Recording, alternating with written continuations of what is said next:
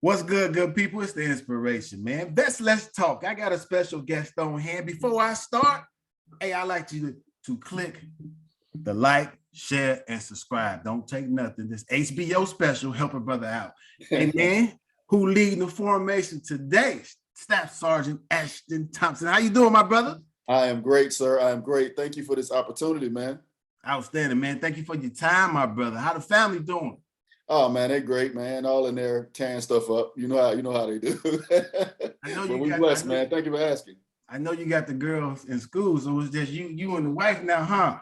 Well, they still down. They actually got to go back to school. My other daughter's going to back to UTA, and my oldest daughter, she's going back to Houston. So yeah, man, we got a clear house right now. Man, that's got to be an honor having two kids in college, seeing them just go to the next level of whatever they doing, man. That's got to be an awesome thing, huh? Yeah, man, that's a blessing, man. Especially when my wife, she has a couple of degrees, and we're just trying to get them together, man. You trying to teach them young, get them on the right track. That's cool, man. That's cool. Hey, man, let's jump into this real quick. Yes, sir. Hey, man, do you remember where you were when 9/11 happened? I do remember where I was, and the funny part is that man, that was such a weird time, because we're so safe as Americans, in our mind we're so safe as American, and we don't really think of something like that actually happening. And so I was young, man, and I was still in school trying to get my mind right and stuff, and so I made that decision to jump into the Army. Man, that's cool. Hey, I know you came in the military like twice. Like first time you got out, and then you came back in during the time of war. Mm-hmm. Like, what was your thought process like? Because I know you had a lot of people around you in your ear saying that, hey, this is going on. You got the possibilities of, like, what was going on in your mind at that point? Well, first, when I first initially came in the Army, I came in 96. And so we was doing communication. My job was actually communication. So right. when I first came in, man, I really enjoyed myself, but I got to the point where I was ready to get out. I pretty much felt like I did everything I needed to do for the Army. And so I thought that I was actually prepared to get out of the Army at that time. And so when I actually got out the first time, I kind of got a rude awakening because I hadn't properly prepared myself in order to be out in the real world, so to speak. Right. I was still young. Of course I did my ACAP and I did all of that stuff, but I don't feel like I was actually prepared to actually get out of the military. I thought since I was communications, I was going to get out and I was going to immediately get the best job possible because of what my MOS was, right. And so when I got out, and let's just say life hit me really fast because I was a young father, young husband. Like I said, I wasn't prepared. I was out there, and to be honest with you, what made me actually go back into the military is because I was literally sitting in a doctor's office with my daughter, and I realized that the medical coverage that I had wasn't good enough to actually cover my family. Right. And it was actually depleting my paycheck. So I was getting paid, but I wasn't getting paid enough to actually sustain my family. And so I took my daughter to a clinic, and man, I'm sitting there, and it took us about 2 hours to get even seen. I actually remember how much it was. It was $462 just to get my daughter seen. And so, and the funny thing is that I was in police academy at that point. Oh, and wow. So I was thinking that, hey, I'm gonna be fine, but it didn't turn out that way. Oh man. Yeah. Like when you came back in, like what were you thinking though? I know it was for the betterment of your household, but you do think about the war aspect of it at all? Yeah, I mean, because one thing I also thought about, it was the war aspect because, my whole family was military. My uncles on down, so it was pretty much, I guess you could say it was hereditary, the service aspect of it. Right. And, I was ready to come back in and serve my country, but I can't lie. I got to say that my family was the major catalyst for me coming back in the Army. I wanted to make sure they was taken care of. And so it's pretty much knocking, two things out at once. That's deep. So, yeah. So, like the main question I ask people when they jump on here, man, what do you remember about your military service? Man, look, I have nothing wrong. I honestly can't say anything bad about the military. I actually love the military. First of all, military to me was community. It was good friends. It was good times. And to be honest with you, before I actually came into the military, I didn't have that sense of community because I came straight out of the hood, to be honest with you. Didn't really have much. And so the military to me was good for me because it offered structure for one, because I honestly was out here, I was being a knucklehead, man. I was doing things I wasn't supposed to. And so it actually gave me the ability to grow up, Okay. Yeah. So it was a good starting point from you as far as being manhood. Right. Oh yeah, definitely. Okay. I was out here, man. I was doing a whole bunch of stuff. I can't say on the podcast, but it was. Share. People want to know, like, because for a lot of people, they come in the military one way and they come out another way because it does change you, for the better. Because for a lot of people, it's like the best starting point, especially like what you share for the insurance for your kid. It helps out a lot. Right, and you don't really realize it until you actually lose it. Like when I got out of the military, I didn't realize all of the benefits that we had being in the military. Even before I got married, we always had the chow hall was always there. So if I didn't have any money or whatever, the chow hall, I could always eat at the chow hall. Always, the barracks room, I always had a place to stay, and I always had, money to pay for my car and stuff. So, you never, once you get out of the military, you actually have to fend for yourself. Right. And if you don't have a solid plan, you're not going to do well. Yeah, because like when I came in, I was like, I got my own room. I didn't even have a roommate at the time. I got my own room, and I'm across from the DFAC. I get 3 hots. I'm like, man, I'm about to tear this up. Right. Yeah, exactly, man. And if, like I said, when you come from nothing, and to actually having something of your own, it gives you a sense of accomplishment. That's it. And so that's what it is for me. So okay, man, check this out. Like we got stats on Ashton. They telling my man he got a med board. Like, what were the fears that you had in that transition, if you had any? Man, it hurt my heart, man. That's I hate to say it, but it hurt my heart. Because first of all, I was actually promotable, so I was actually scheduled to be promoted within a couple months of me finding out what had happened, because I kind of messed my back up in the military because of a couple of deployments, and not only my back but my knees and all of that stuff like that. So it hurt my feelings because in my mind I had specific goals. I wanted to be Sergeant Major before I even left the military. I wanted to do at least 25 years, to be honest with you. Right. And so it really it hurt my feelings, but to have the medical examiner tell me, look, you can either stay in, we can try to do this surgery, and we'll see how it goes, or I could retire you right now and you have all of your benefits, and you retain everything. So I had to make that decision. So it was rough. It was rough. So let me ask you another little question.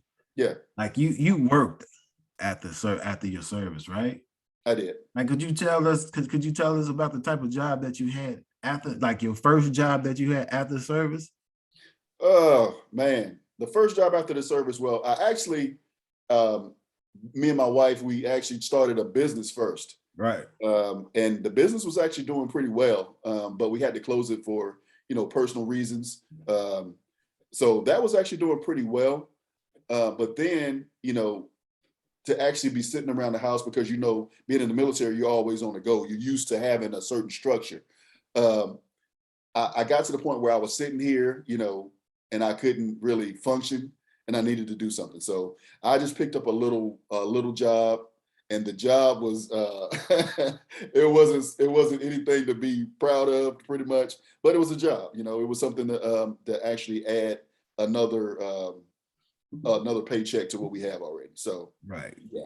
Would you say it was kind of humbling what you was doing? You can Man, say what it is, bro. These people ain't oh, gonna okay. get you. Well, I mean, the job that I had was I was working at the La Quinta Inn, The roast and I was coach. actually I was right. I was working. I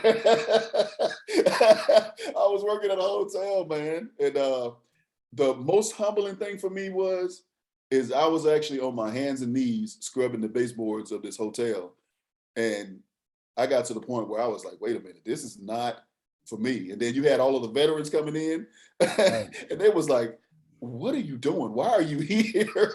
You know, Yeah, I actually had a question because when you come from such a status of leadership and you come right, from doing this and you listening to another particular type of leadership that's not really upholding standards and they right, need you to uphold that standard. right. Now, as far as civilian wise, Mhm. what do you think about civilian leadership? I don't think they're as structured as the military was. Right. I don't think they have the leadership values that we actually had in the military, because you can actually, um, especially with some of these jobs, they don't. It's like they're playing everything by ear, and they don't actually know how to lead people. They don't know how to speak to people, Right. because even with the military, you have what's called you learn step by step or by the numbers. Okay, some of these jobs that you go into, you're not going to be actually taught by the numbers. They're going to be like, here, this is the position I'm giving you, and I need you to go ahead and I need you to do this to the best of your ability. They don't give you any kind of instructions on how to do it, but and so the leadership is not there. They're not going to actually walk you through how to do it. You're either going to do the job their way, or you're going to actually be out. And so the military, you have stability. And then on the civilian side, you don't have that stability anymore. If you don't come to like if you come to formation, you might get maybe a counseling statement. If you don't make it to work, you're not gonna have that job that much. You're not gonna get So paid. right. So the leadership styles are different. And it's totally not the way the military taught us. Okay, man. Hey, man, I need you to talk to me about some things, bro. You got that nice little sign in the background, my brother. I need to know what that is, man. What that entails, bro. What is that? This Explain is that to the people. Give it to the people. I got to the point where I hate to say it, but like I said, I deal with depression.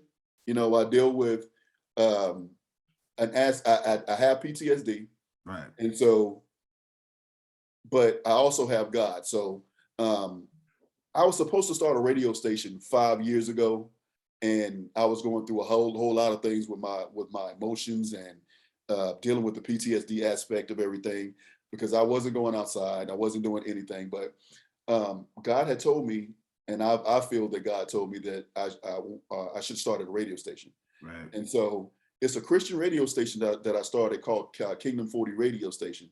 And I was talking to my brother, which happened to be you, about this whole process. And you actually, I don't know if a lot of your listeners know, but you have this. You're actually a motivational speaker. First of all, you're a Christian. You're a man of God, and your videos you put out on Instagram every morning, it actually helped me, because it gives me the motivational guidance that I need in order to move forward. Right. And me and you was talking one day, and I had already had the station set up. It was already playing. As a matter of fact, it had been playing for like a year, in the background, and nobody even knew it was actually playing. But yeah, you gave me the motivation. You was like, man, just go ahead and start it. Go ahead and put yourself out there. Go ahead and do it. And so, like I said, God had given it to me, and I was disobedient. And I feel that now was the time for me to actually get started. So Right. I have a kingdom. Not only do I have a radio station, but I also have a podcast based on the radio station, dealing with Christian values. Not only Christian, but everybody's values. Marriage, all of these things we talk about. And it's just like, give me a little taste of something that you guys are covering at this moment. Right now, for this whole month of January, we cover marriages. And what we're doing is we're talking about the real aspects of marriage. We're not talking about the fairy tale stages that you start off with at the beginning, because a lot of people don't know that you actually have to know the partner that you're marrying before you should know the partner that you know before you get married. And so we're dealing with everything from the intimacy of marriage. We're dealing with the day-to-day, finances, things of that nature. And communication is so important to marriages right now. So what we're doing is we're talking about marriages, not from just the male point of view, but also from the female point of view. And, we're going to all tie it together. So relationships and marriages are very important. Yeah, you got to pick that up real quick, especially like I think I shared a little bit on the last podcast on how a lot of like military marriages always fall to the ground. Right. If you like deploy, you in training, no matter what, females, Right. female or male, Right. they're in different states. They don't know nobody. They get lonely. Like this training that you're putting out is very important for a lot of people, even if you're not military. Like what you're doing could help and helps, because I know it's a lot of food for me, because I like to eat that knowledge. That's all it is, my brother. Hey, like, okay, so you get an individual to come up to you, he's in his uniform, and he'll ask you like, hey, what type of advice would you give me as far as preparing myself to get out of the military, to transition? Right.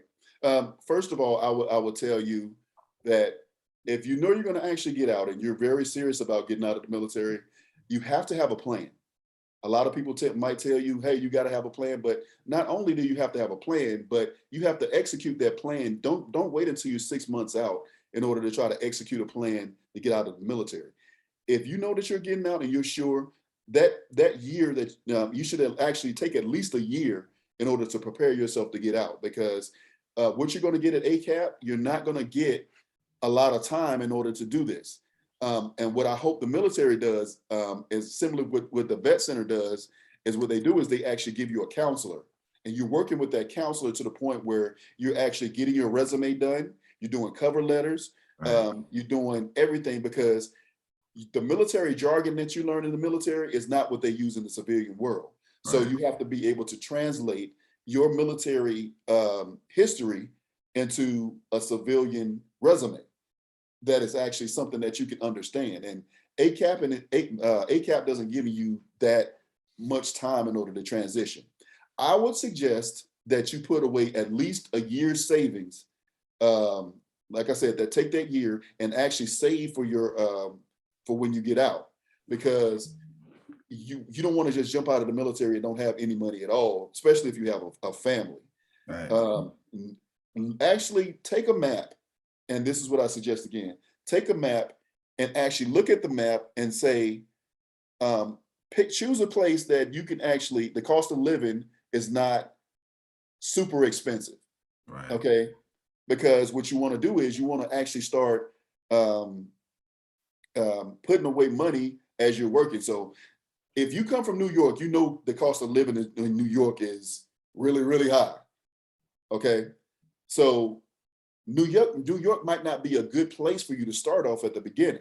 So what you could do is you can actually pick a place. So say Texas or something like that. First of all, Texas, the thing I can say about Texas is your VA benefits are very good here in Texas. It's actually one of the highest places as far as your benefits is concerned and the return on your benefits.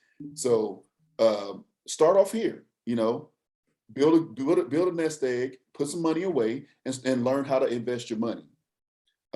Also, just beware of the pitfalls, just like I did. Like I said, I got out.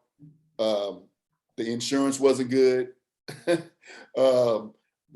My plan was just shot. So that actually putting away of years finances will actually help you out. So please do that. Have a plan. Don't just jump out and thinking that the job that you have now is going to be good, because 9 times out of 10 it's not. Because I had a job in communications and I got out. I couldn't find that job at all.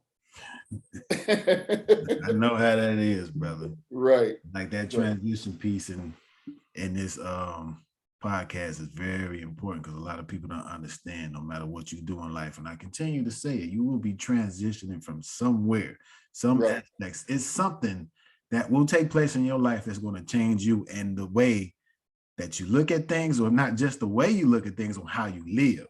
Right. Hey, and man, one more thing. Go ahead. One more thing. Also learn because we have a lot of benefits that you might not know about.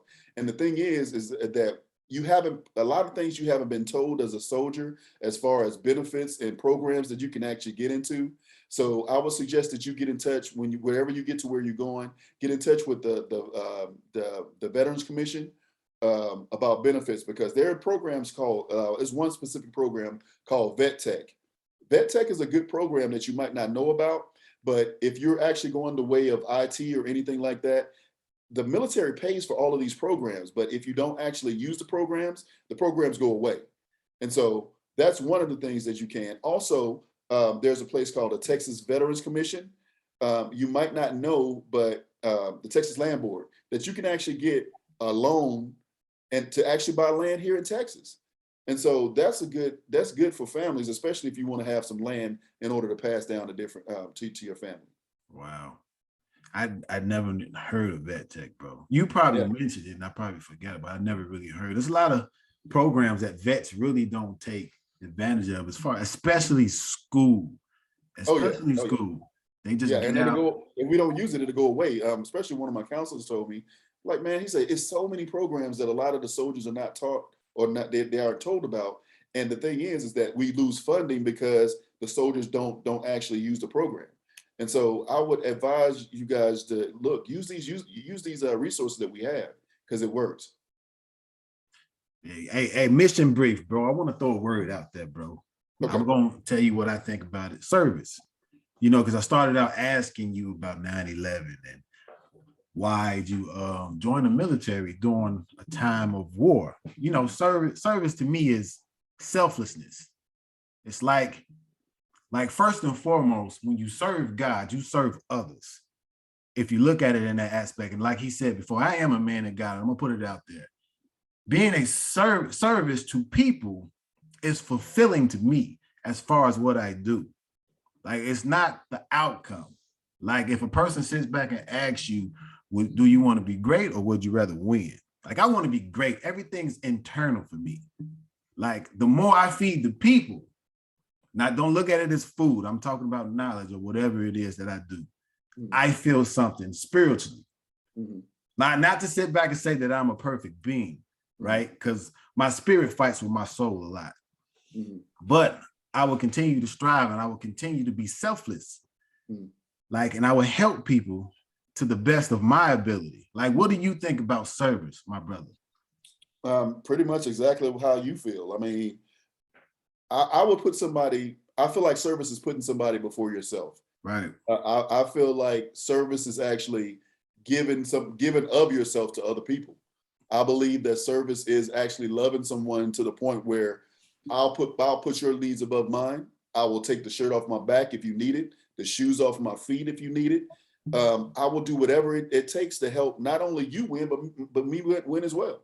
And to be honest with you, you've done that through your podcast. First of all, this is an amazing undertaking that you're doing, and I love this podcast.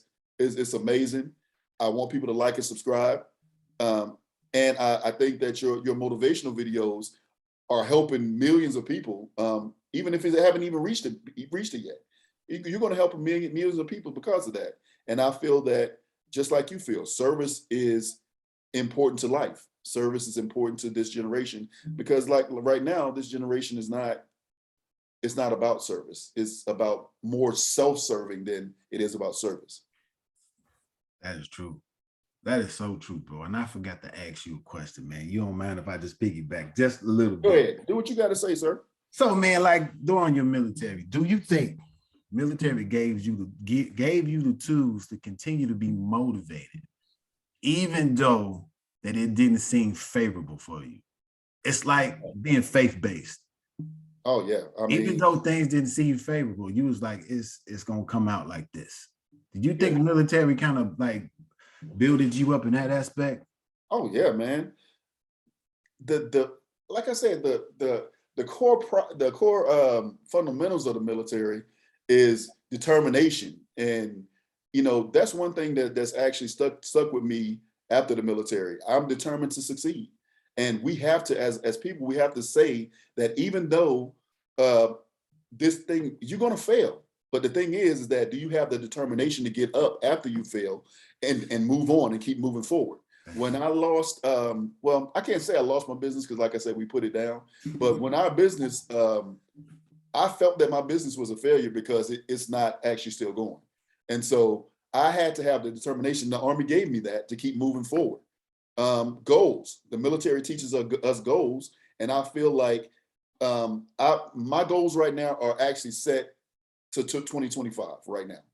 Man. And you have to set those goals because, and you're not going to always reach them. But guess what? If you don't reach them, set the next set of goals.